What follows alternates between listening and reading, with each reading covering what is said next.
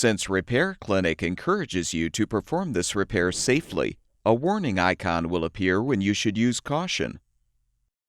To replace the middle drawer frame glass shelf in this GE refrigerator, first fully remove the middle drawer.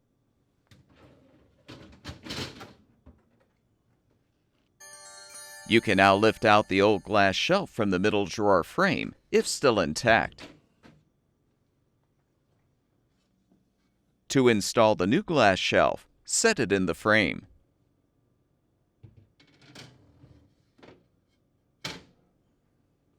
Replace the middle drawer, and the refrigerator should be ready for use.